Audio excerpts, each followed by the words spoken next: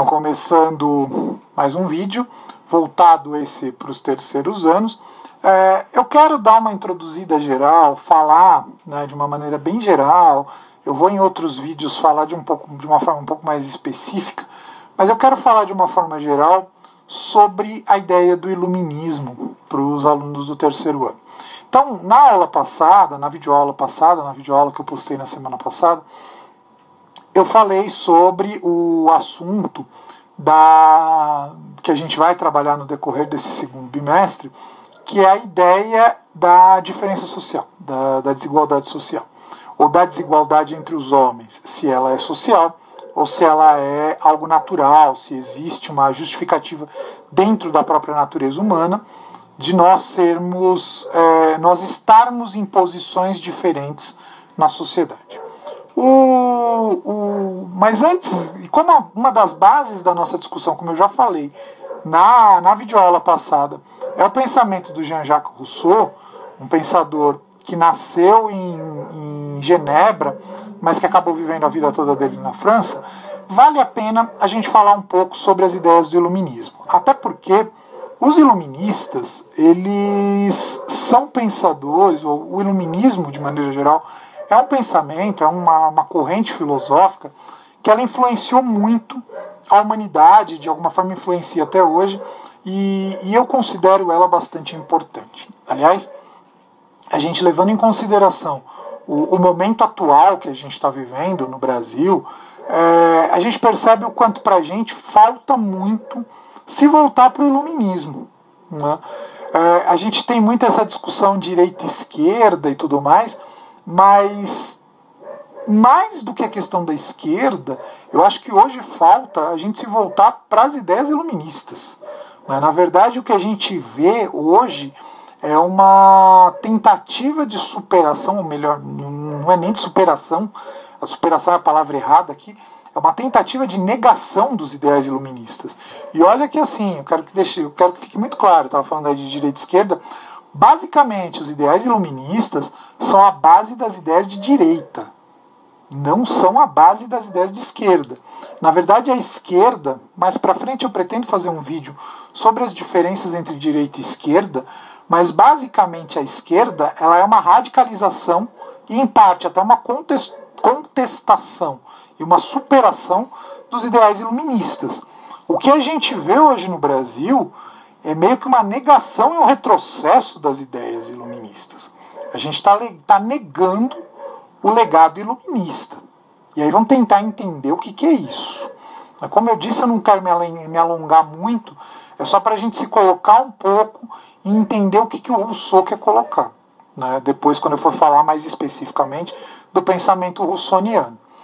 Mas, basicamente, o iluminismo ele é um movimento que começa ainda no século XVII, na Inglaterra, e talvez o primeiro expoente do pensamento iluminista seja o John Locke. Depois a gente vai ter o iluminismo meio que se estendendo por toda a Europa. A grande maioria dos pensadores iluministas são franceses. O grande foco do pensamento iluminista é a França, mas as ideias iluministas elas se espalham por toda a Europa e por consequência acabam chegando aqui na América. E tanto que a gente vai ter as três grandes revoluções que vão acontecer entre século XVII e século XVIII, vão ser influenciadas pelo pensamento iluminista.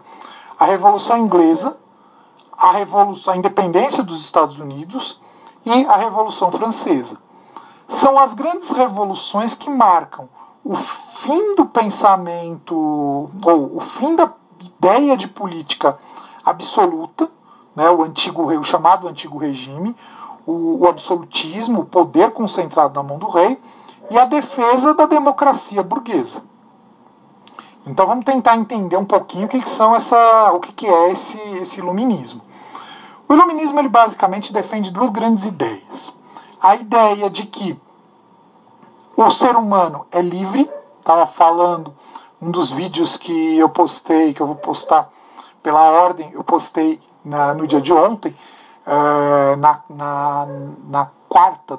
terça dessa semana, que foi o vídeo do segundo ano falando de liberdade. Os iluministas defendem a liberdade e defendem a razão. Uma coisa leva a outra, uma coisa está fortemente associada com a outra. O pensamento do Kant, eu estava falando de Kant aí para todo mundo, né? O pensamento do Kant está muito associado a essa visão. Liberdade. Liberdade em que sentido? A liberdade do indivíduo. Então o indivíduo tem que ser livre. O governo não pode impedir a manifestação, a liberdade de pensamento, a liberdade de ideias dos indivíduos. Eles se colocam contra o absolutismo, como eu falei anteriormente. A Europa, desde o século XV até o século XVIII, em alguns lugares até século XIX, vai viver regimes absolutos. O rei tem total poder na mão dele. Se o rei tem total poder na mão dele, não há liberdade de opinião. Eu não posso me manifestar contra o rei. Eu sempre uso como exemplo a situação do Tiradentes. Quando a gente pega a história do Tiradentes aqui no Brasil, o Tiradentes tentou, junto lá com os camaradas dele, liderar um movimento de independência do Brasil. O Brasil era colônia de Portugal. Portugal, um país absolutista. Tinha um governo absolutista. Obviamente, o governo não seria a favor de um movimento que, na essência, é contrário a ele. Então, o que acontece? O governo acaba não só punindo os responsáveis, e aí o Tiradentes é a figura principal, mas acaba condenando à morte. Num governo autoritário, não há liberdade para o povo se manifestar contra esse mesmo governo. E o absolutismo ele é marcado por isso. Tanto que os iluministas vão defender que, contra o regime absoluto, há necessidade de se instituir uma democracia. O regime em que o povo tem a possibilidade de expressar suas opiniões, eleger o seu governante e, assim, definir quais vão ser os rumos da sociedade. É essa a grande preocupação dos iluministas. Esse é o caráter político, praticamente, do iluminismo. E a defesa da liberdade acaba esbarrando na política. Por isso que as revoluções que vão acontecer durante século XVII e século XVIII vão ser influenciadas pelo pensamento iluminista. A Revolução Francesa nada mais é que o fim do regime absoluto na França e o início de um regime democrático. Claro que tem uma série de idas e vindas. Em um futuro, não é assunto de nenhum ano que eu vou trabalhar aqui, em um futuro, se eu seguir com o canal, enfim, talvez eu faça um vídeo sobre a Revolução Francesa. Mas o que eu quero que fique claro é que a Revolução Francesa ela é inspirada nesses ideais iluministas, e o iluminismo basicamente defende que liberdade ela é uma garantia, ela é um direito fundamental, um direito essencial do ser humano. O segundo desses pontos é o uso da razão. O ser humano tem que ter a sua capacidade racional valorizada. E aqui, quando eles falam de razão, eles estão batendo em um ponto específico da sociedade: igreja. A igreja, durante os séculos XVII, século XVIII, ela já não tem mais tanto poder quanto ela já teve no passado. Mas ela ainda tem um poder muito grande, que é o poder de formação de opinião. Então, bater na igreja é importante, porque assim, não há pensamento racional enquanto há uma hegemonia do poder religioso. Se eu digo que tal ação é certa ou errada, tal comportamento é certo ou errado, porque a Bíblia diz, porque tal religião diz que é assim e não assado, isso me impede a liberdade. Eu não tenho como ser livre totalmente. Então, ou seja, o que os iluministas defendem é que a razão tem que se sobrepor à fé. Porque a fé está muito no campo da superstição. Se eu nem tenho a certeza de que existe um Deus, de que existe algo superior a nós, se eu nem tenho como comprovar de que isso exista, por que isso é tão determinante no nosso comportamento? Então, os filósofos iluministas, eles têm a defesa de que, ou eles defendem a ideia de que a humanidade só vai se tornar realmente livre e só vai chegar à sua plenitude quando ela puder se guiar pela razão. E aí, razão é aquilo que tem coerência, aquilo que tem lógica, aquilo que é comprovado cientificamente, né? Aquilo que pode ser aceito por todos, independente de qual religião eu sigo, se eu sigo alguma religião, né? É aquilo que é comprovado, que é objetivo. É isso que os primeiros filósofos, não, é isso que os iluministas estão pensando. Basicamente, a grande questão dos iluministas é isso. Se eles querem construir um mundo novo, por isso o iluminismo, né, a ideia de que o pensamento que eles têm traz a luz para a humanidade. Agora, qual é esse pensamento? É a ideia de que a humanidade, para poder seguir, ela precisa primeiro ser racional e segundo ser livre. E aí, óbvio, uma coisa leva a outra. Não é livre para fazer o que eu quero, a hora que eu quero. Também falava para o segundo ano, o vídeo que eu postei, citei aí, o vídeo que eu postei essa semana, falando sobre liberdade. Liberdade não é fazer o que eu quero, a hora que eu quero. Liberdade é fazer o que é certo. E aí, o que é certo? A razão pode me indicar isso. A gente falava muito com o pessoal do primeiro ano, do segundo ano, sobre a questão da ética. Praticamente foi o assunto que eu trabalhei nesse primeiro bimestre. Eu sei o que é certo e o que é errado quando eu falo de ética, porque eu consigo olhar para mim mesmo, a regra de ouro, aquilo que eu não quero para mim eu não devo fazer para o outro, eu consigo definir o que é certo e o que é errado, o que é aceitável e o que não é. Né? O que prejudica e o que não prejudica outra pessoa. Isso eu consigo dizer, ninguém precisa ficar me ensinando. O Kant ele tem uma obra chamada O que é Esclarecimento, Was ist Aufklärung, que basicamente ele resume a ideia do que é o iluminismo dentro dessa obra. E aí ele vai dizer que iluminismo é a passagem da menoridade para a maioridade. O que é isso que o Kant está querendo dizer? É quando eu posso pensar por mim mesmo para tomar as minhas decisões. Eu não preciso de uma instituição como a religião, como a igreja, ou qualquer outra, ele fala do exército, fala de outras, para dizer o que eu devo ou não fazer. Isso é agir na menoridade, tem alguém me ensinando. Quando eu passo a agir por mim mesmo, a definir por mim mesmo o que é certo e o que não é, aí eu posso guiar a minha liberdade.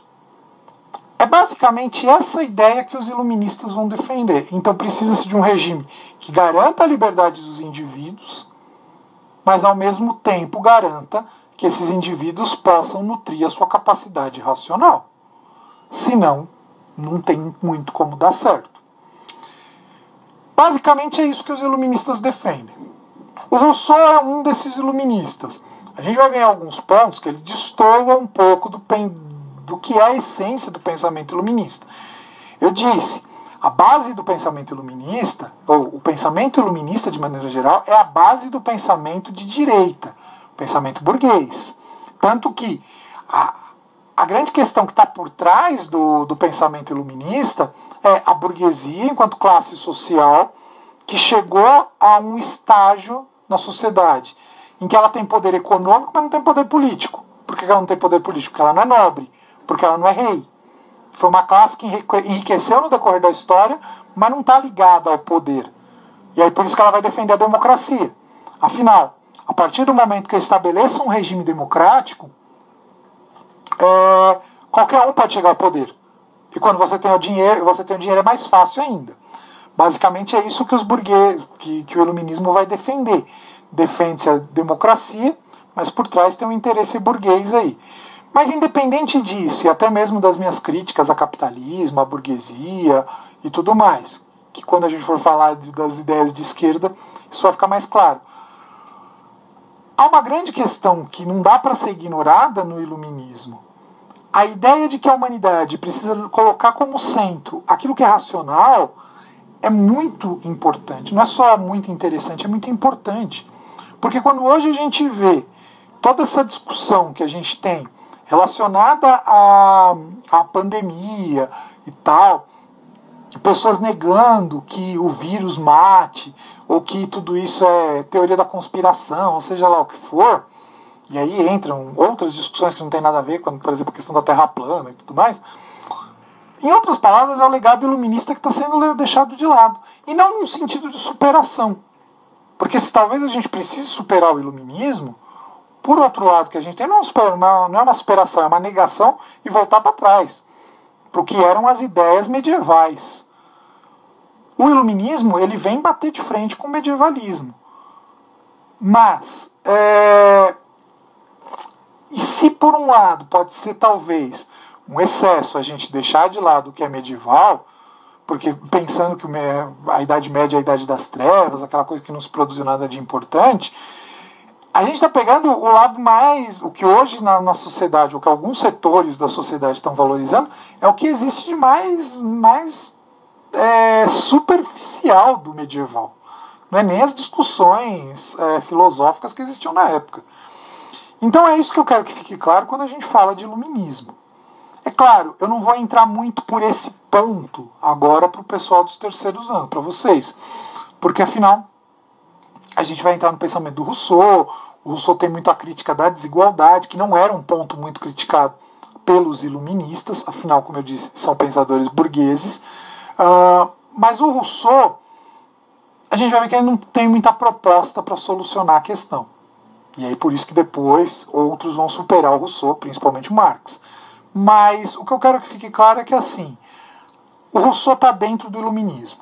Ele é um defensor da democracia, ele é um defensor da razão, apesar de ele ter um certo destoamento, porque ele defende a questão do bom selvagem, aquela coisa toda. E ele é um pensador que propõe uma visão de sociedade a partir do contrato. A base da democracia é a ideia de contrato. A sociedade faz um acordo para estabelecer um poder, mas um poder a serviço da sociedade, não um poder só pelo poder. E isso é muito importante dentro do pensamento democrático, dentro do pensamento burguês e até mesmo dentro do pensamento da prática hoje. Porque todos os estados do Ocidente, de uma forma ou de outra, se inspiram nessa ideia de contrato.